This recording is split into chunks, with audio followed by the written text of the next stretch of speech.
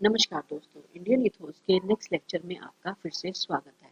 और हमारा आज का टॉपिक है Indian heritage in production and consumption. Right, means जो हम प्रोडक्ट्स का प्रोडक्शन करते हैं, यानी हम उनका उत्पादन करते हैं और हम उनका यूज करते हैं, उन सब में हमारे हेरिटेज का क्या रोल है और यह सब क्या इम्पोर्टेंस रखते हैं, उसके बारे में हम जानेंगे। तो चलिए फिर शुरू करते हैं।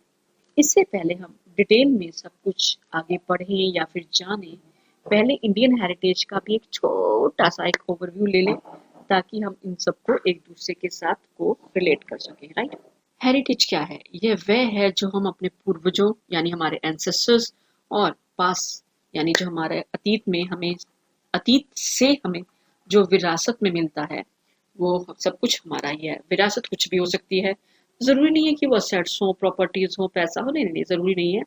वह कुछ भी हो सकता है, वह थॉट सिस्टम हो सकते हैं, वो कल्चर हो सकता है, वो मैनर्स भी हो सकते हैं, कुछ भी हो सकता है। राइट, हमारा देश भारत जो है वो अलग अलग संस्कृतियों और परंपराओं वाला देश है। जैसे कि आप देखते हैं कि हमारे इससे क्या होता है, हमारी पहली बात तो हमारा कल्चर सब अलग अलग है, सबके अपने ट्रेडिशंस अलग अलग है। दूसरा, क्यों?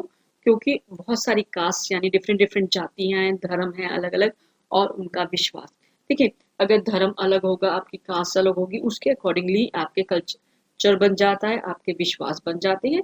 और फिर हमारे देश का पास तो कुछ ऐसा ही है। क्यों ऐसा क्यों हुआ? क्योंकि अलग अलग इन्वेडर्स ने अटैक किया और राज भी किया, और कहीं ना कहीं उनका कल्चर भी हमारे कल्चर में मिक्स हो गया है, और यही हमारा पास्ट भी है, और हमने अपने पास से भी यही सीखा है। राइट, ये सब हमें अलग अलग जातियों की उत्पत्ति की कहानी बताता है, मीन्स किस तरह से वो ग्रुप में आई, डेवलपमेंट में आई, प्रेजेंस में आई। और इतना ही नहीं, उनका अपना एक कल्चर है और उनका अपना ट्रेडिशन भी का एक अपना एक सेट है, जैसे भी हम पीछे बात कर रहे थे। क्यों? क्योंकि उनका अपना एक सबसे, देखिए, हर तरह अलग अलग फैमिली का ही अपना अपना कल्चर होता है, उनका अपना सिस्टम्स भी, विचार भी बदल जाते हैं। राइट, जो हमारे देश की विरासत है, हेरिटेज है, वह लोगों की सामाजिक यानी सोशल अर्थव्यवस्था यानी इकोनॉमिकली, संस्कृति, कल्चर और जीवन शैली। जीवन शैली मीन्स जो हमारा लाइफस्टाइल होता है, उनका डेवलपमेंट हुआ कैसे हुआ, उसका ही एक परिणाम होता है। हेरिटेज के दो कंपोनेंट्स हैं जिसके बेसिस पर हम हेरिटेज का निर्माण होता है।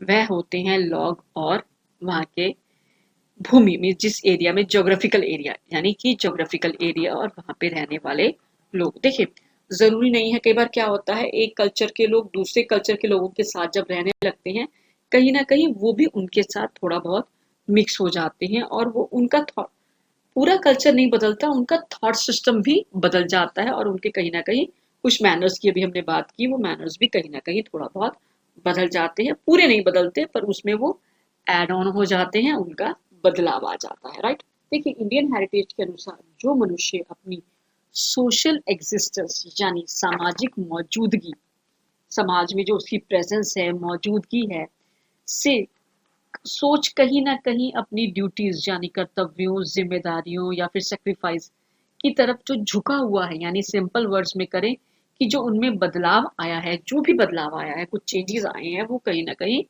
पॉजिटिव ही काउंट होते हैं। अभी हम पीछे भी बात कर रहे थे कि जैसे जैसे हेरिटेज के अकॉर्डिंग, जो हमारा इंडियन हेरिटेज है उसके अकॉर्डिंगली, देखिए, अभी हमने पहले बात करी थी कि जब आप एक कल्चर के दूसरे कल्चर के लोगों के साथ जब आप मिक्स होकर एक साथ होकर इकट्ठे होकर रहते हैं, ये नहीं कि उनके आप घर में रह रहे हैं, ऑब्वियस सी बात है।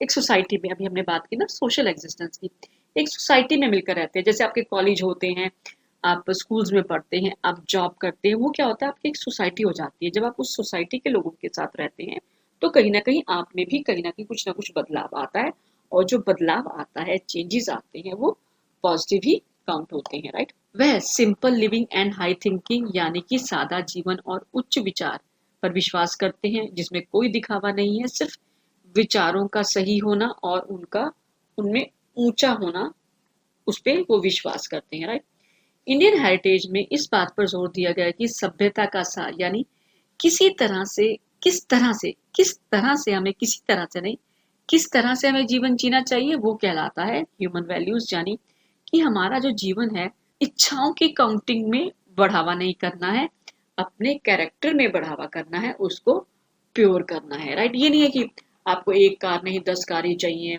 2 घर चाहिए, भी रहने वाले तो आप कुछ लोग ही हैं, आप इकट्ठे भी रह सकते हैं, ठीक है कि नहीं?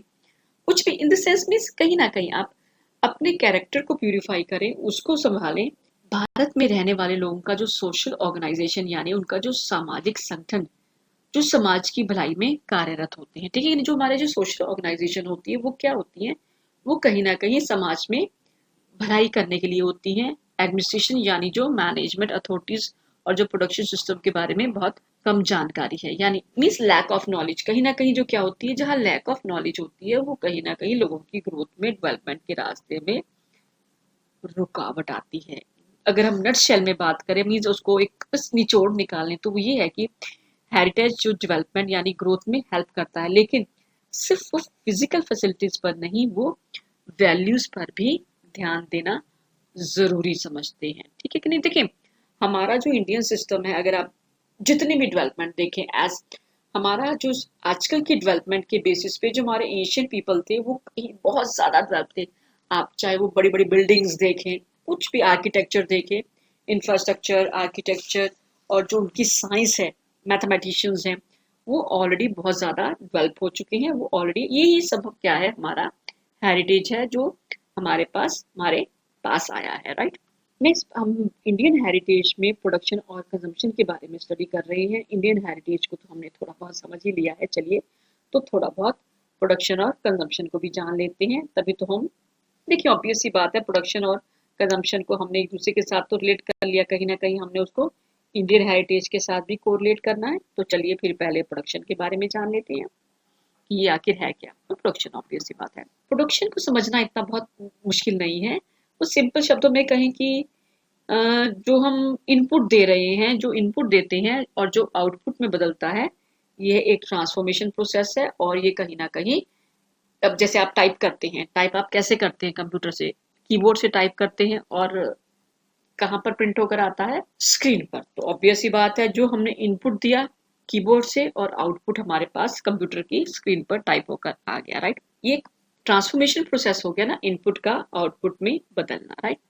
अगर हम एग्जाम्पल्स की बात करें कि इनपुट कौन कौन सी हैं, वो हमारे पास मैन यानी इंसान है, पैसा है, मशीन्स हैं, मटेरियल्स हैं, और मैनेजमेंट है। ये कहीं ना कहीं अलग अलग तरह के हमारे इनपुट एलिमेंट्स हैं, राइट। जब हम किसी कार्य में इनपुट डालते हैं तो उसका आउटपुट भी कुछ ना कुछ होता ही है, राइट। जैसे हम बात कर रहे हैं कि पैसों की, मशीन्स की, मटेरियल की, अगर इन चीजों का एक साथ यूज करने पे कुछ बनता है तो वो कहलाता है आउटपुट, यानी कि उसका रिजल्ट कुछ ना कुछ तो होगा ही। तो वो या तो एक प्रोडक्ट के रूप में सामने आएगा या फिर किसी सर्विस के रूप में सामने आएगा, राइट। गुड्स का प्रोडक्शन करने का अर्थ है उत्पाद का उत्पादन करना, मीन्स प्रोडक्ट्स को मैन्युफैक्चर करना, उनकी प्रोडक्शन करना, उनको बनाना। फिर सेवाएं भी हो सकती हैं, सर्विसेज हो सकती है, जैसे हॉस्पिटल्स हैं, कम्युनिकेशन सर्विसेज हैं, रेंटल ट्रांसपोर्ट सर्विसेज हैं, और बहुत सारी सर्विसेज हैं, राइट। ये सारी सर्विसेज का है, सिर्फ प्रोडक्ट का प्रोडक्शन ही नहीं, जो सर्विसेज होती हैं वो भी एक तरह का प्रोडक्ट ही काउंट होती हैं, राइट। कंजम्पशन, प्रोडक्शन तो पढ़ लिया, अब कंजम्पशन को भी थोड़ा बहुत समझ लेते हैं कि वो आखिर है क्या। इसको आप इस तरह से जान सकते हैं कि जब हम प्रोडक्ट्स और सर्विस को यूज करते हैं, उसे कहा जाता है कंज्यूम करना, राइट। अगर इसको एग्जाम्पल की हेल्प से समझने की कोशिश करें तो आप ऐसा भी कह सकते हैं कि जैसे एक कार मैन्युफैक्चरर कार की प्रोडक्शन करता है, कस्टमर यानी ग्राहक उसे खरीदता है, और उसका जो यूज करता है वह होता है कंज्यूमर, यानी वो उसको कंज्यूम करता है, राइट। देखिए, कस्टमर यानी ग्राहक वो है जो प्रोडक्ट खरीदता है, कंज्यूमर्स वो होते हैं जो प्रोडक्ट को कंज्यूम करते हैं और उसको यूज करते हैं। यह जरूरी नहीं है जो प्रोडक्ट खरीद रहा है वह उसको यूज भी करे। जैसे आपके सामने एक एग्जांपल है, parents buy toys for their children, यानी यहाँ पर क्या है, जो पेरेंट्स हैं वो कस्टमर हैं, राइट, और जो बच्चे हैं वो कंज्यूमर हैं। यानी यहाँ पर पेरेंट्स बच्चों के लिए टॉयज खरीद रहे हैं, वो खुद के लिए नहीं खरीदते, वो बच्चों को खरीद कर देते हैं, और यूज बच्चे करते हैं, पेरेंट्स नहीं, राइट। प्रोडक्शन और कंजम्पशन दोनों ही एक दूसरे के साथ पूरी तरह से जुड़े हुए हैं, यानी डायरेक्टली सीधे तौर पे जुड़े हुए हैं। वह एक कॉइन के दो साइड्स कहलाते हैं, यानी आप उनको चाहकर भी अलग नहीं कर सकते। अगर प्रोडक्ट्स और सर्विसेज की डिमांड नहीं है तो यानी प्रोडक्शन और उत्पादन का कोई जरूरत नहीं है। जैसे देखिए एक एग्जांपल है नोकिया फोन की, राइट। अब नोकिया फोन के जो कैंडी फोन्स हुआ करते थे, अब कोई नहीं लेता, तो ऑब्वियस सी बात है उसका प्रोडक्शन भी नहीं किया जा रहा है। हाँ, अगर प्रोडक्ट्स और सर्विसेज की यूजेज यानी कंजम्पशन बढ़ेगी तो ऑब्वियस सी बात है ऑटोमेटिकली उसका प्रोडक्शन भी बढ़ता है। देखिए क्या होता है, जब एक प्रोडक्ट की डिमांड मार्केट में आती है, वो यूजेज हो रहा है, तभी आप उसका प्रोडक्शन करेंगे ना। बेवजह तो अब जैसे मान लें आपके घर में 4 मेंबर्स हैं खाने के लिए, राइट। एक एग्जांपल लेते हैं, सिंपल से एग्जांपल लेते हैं। 4 लोग हैं खाने के लिए, हम चपाती ही की बात करते हैं। मान लो अगर आप 2 या 3 चपाती पर पर्सन काउंट करें तो आपके पास 10 टू 12 चपातीज बनेंगी। अगर आप 20-30 चपातीज बना के रखेंगे तो ऐसा तो नहीं ना बढ़ेगा। हाँ, अगर 2-4 मेंबर और बढ़ जाते हैं, कोई गेस्ट आ जाते हैं, तो ऑब्वियस सी बात है गेस्ट के आने पर जो चपाती है वो ज्यादा बनेगी। अगर आप बंदे कम हो जाते हैं, एक पर्सन कहीं बाहर चला गया है, तो 4 में से आप 3 रह गए हैं, तो 3 लोगों की चपातीज बनेगी, वो प्रोडक्शन कम हो जाएगी। जस्ट एग्जाम्पल हमने घर के साथ उसको मैच कर लिया, ऑब्वियस सी बात है, राइट। अब हम बात करते हैं इंडियन हेरिटेज इन प्रोडक्शन, यानी इंडियन हेरिटेज का प्रोडक्शन में क्या रोल है, वो किस तरह का रोल प्ले कर। इकोनॉमिक्स यानी अर्थशास्त्रियों के अनुसार लोकल नीड्स को पूरा करने के लिए लोकल रिसोर्सेज का ही यूज किया जाए तो वो इकोनॉमिकली रैशनल होगा, तर्कसंगत होगा। जैसे आप एक एग्जांपल लेते हैं, लेस चिप्स की बात करते हैं। अगर उनका यूज इंडिया में करना है तो उसको हम इम्पोर्ट क्यों करें। देखिए चिप्स आप पूरे पैकेट के पैकेट प्रोडक्ट लेकर आएंगे नहीं, तो हम क्या करेंगे, लोकल ही प्रोडक्शन करनी चाहिए। उसकी प्रोडक्ट की जो प्रोडक्शन है वो लोकल ही करनी चाहिए। देखिए अगर हम लेस चिप्स की बात कर रहे हैं, पूरे इंडिया में उनके 3 ही प्लांट्स हैं जो इनकी प्रोडक्शन करते हैं, और ये प्लांट्स वहीं पर ही होते हैं जहां उनको रॉ मटेरियल यानी पोटैटोज आराम से मिल जाते हैं, राइट।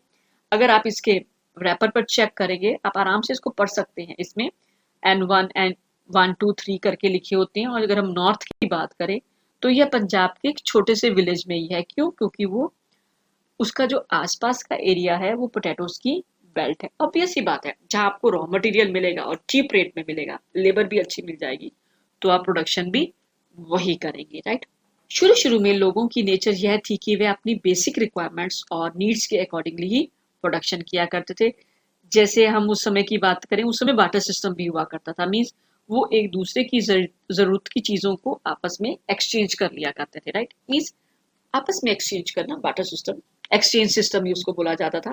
प्रोडक्शन यानी उत्पादन की जरूरत तब होती है जब मनुष्यों को अपनी जरूरतों, चाहतों और इच्छाओं को पूरा करना होता है। ऑब्वियस सी बात है, आजकल के मॉडर्न टाइम्स में जैसे से ह्यूमन डेवलपमेंट हो रहा है, उसके साथ साथ प्रोडक्शन की टेक्निक्स भी बदलती जा रही है। ऑब्वियस सी बात है, अगर वक्त के साथ नहीं चलेंगे तो हम पीछे रह जाएंगे, राइट। पॉजिटिव के साथ साथ कुछ चीजों के साथ नेगेटिव ट्रेड्स भी हमारे साथ साथ चलते हैं। जैसे आजकल हम बहुत से नेचुरल रिसोर्सेज और नॉन रिन्यूएबल रिसोर्सेज मीन्स जिनका नवीनीकरण पॉसिबल नहीं है, का प्रोडक्शन और सर्विसेज के लिए हम नेचुरल रिसोर्सेज का अंधाधुंध प्रयोग कर रहे हैं। बिना सोचे समझे हम उनको एक्सेस में यूज कर रहे हैं, राइट। प्रोडक्टिव रिसोर्सेज को बहुत अधिक जरूरी चीजों के उत्पादन में लगाना चाहिए, right.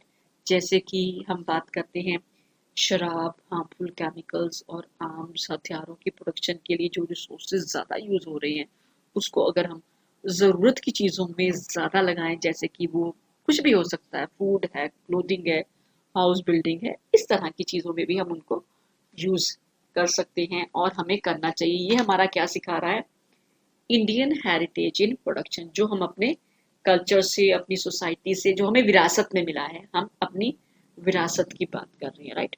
Indian heritage in consumption, जब कंजम्पशन बढ़ती है तब प्रोडक्शन के तरीकों की भी संख्या में बढ़ोतरी होती है। समय समय पर जब कंजम्पशन बढ़ती है तो हम क्या करते हैं, प्रोडक्शन के लिए नए नए टेक्निक्स, तरीकों की भी खोज करते हैं। उसके अकॉर्डिंगली ही डेवलपमेंट होती है और उसी को ही डेवलपमेंट भी कहा जाता है। मॉडर्न इकोनॉमिक्स यानी अर्थशास्त्रियों के अनुसार अगर किसी का स्टैंडर्ड ऑफ लिविंग जानना है तो उसकी एनुअल कंजम्पशन के आधार पर हम उसको जान सकते हैं। अगर किसी का स्टैंडर्ड ऑफ लिविंग, जीने का, रहने का तरीका जानना है, तो वो किस तरह का कंजम्पशन यूज कर रहा है, किस तरह के प्रोडक्ट कंज्यूम कर रहा है और कितनी चीजों की कितनी उसकी यूजेज है, उसके अकॉर्डिंगली आप स्टैंडर्ड ऑफ लिविंग जान सकते हैं। कंजम्पशंस मेनली मानव कल्याण का ही एक साधन है, यानी ह्यूमन वेलफेयर का, राइट। मेन एम तो कम कंजम्पशन के साथ अधिक कल्याण यानी वेलफेयर को प्राप्त करना है, उसको पाना है, right. Lessons drawn from Indian heritage for production, consumptions and other economic activities. देखिए, हमने प्रोडक्शन पढ़ लिया, कंजम्पशन पढ़ लिया, इंडियन हेरिटेज का प्रोडक्शन और कंजम्पशन में क्या यूजेज है हमने वो भी पढ़ लिया। अब थोड़ा बहुत ये भी सीख लेते हैं कि हमने उसे सीखा क्या है, राइट। लेसन्स क्या सीखे, क्या हमने कुछ सीखने को मिला। पिछले कुछ सालों में प्रोडक्शन और कंजम्पशंस पूरी तरह से बदल गए हैं।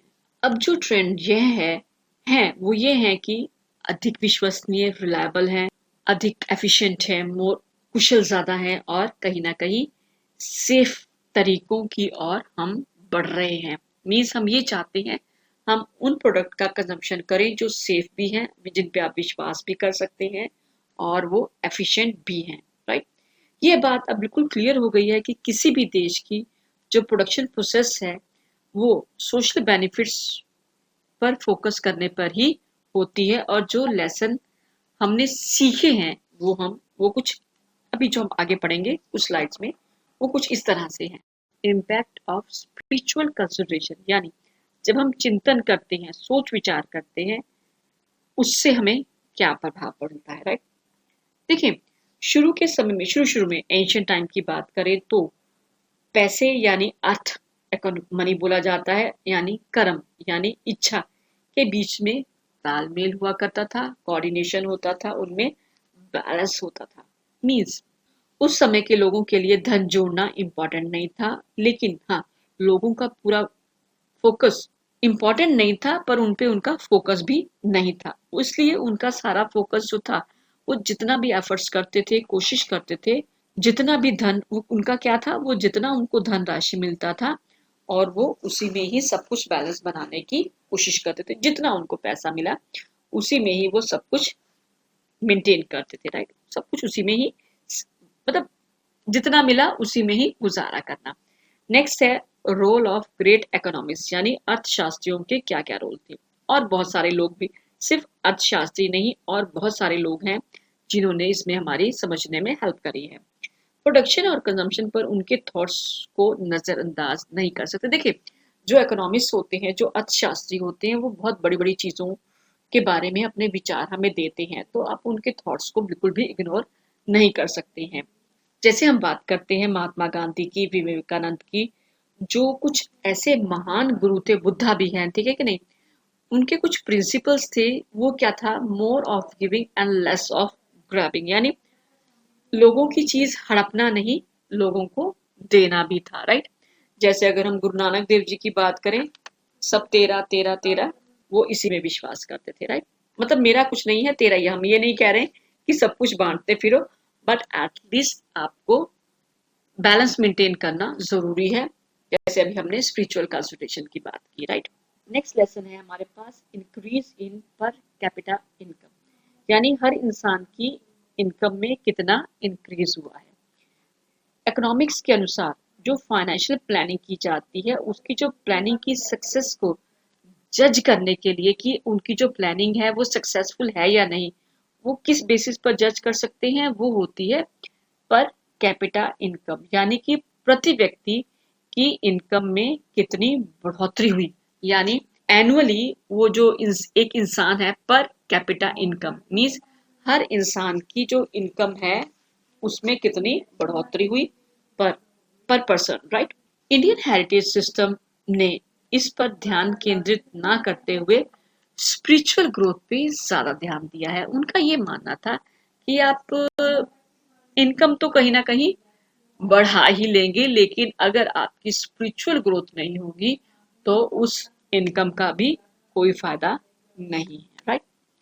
नेक्स्ट लेसन है हमारे पास यूज ऑफ रिसोर्सेज, यानी साधनों का उपयोग कैसे किया जाए या फिर कैसे किया गया, यानी पहले कैसे किया गया उसके बेसिस पर हम आज उनको कैसे यूज करें डेवलपमेंट के लिए। ऑब्वियस ही बात है, इंडियन हेरिटेज ने विकास के लिए नेचुरल रिसोर्सेज और दूसरे रिसोर्सेज का सही यूजेज करने की वकालत की है, लेकिन अंधाधुर और इररिस्पॉन्सिबिलिटी का कभी भी उन्होंने साथ नहीं दिया। Means right usages of resources होना चाहिए। ऐसा इसलिए है क्योंकि जो हमारी नेचुरल रिसोर्सेज है वो बहुत ही लिमिटेड क्वांटिटी में अवेलेबल है, उनकी जो क्वांटिटी है वो बहुत ही लिमिटेड है, राइट। अगर हम उनका बिना सोचे समझे यूजेज करेंगे तो कहीं ना कहीं वो धीरे धीरे खत्म हो जाएंगे और नेक्स्ट जनरेशन के लिए कुछ भी नहीं बचेगा। उसकी एक लाइव एग्जाम्पल हमारे पास है प्रेजेंट टाइम की वेदर कंडीशंस, राइट। और तो आज के लिए बस इतना ही। आई होप आपको ये लेक्चर पसंद आएगा और इसको आप लाइक और शेयर भी करेंगे। आज के लिए बस इतना ही। Bye bye and thanks.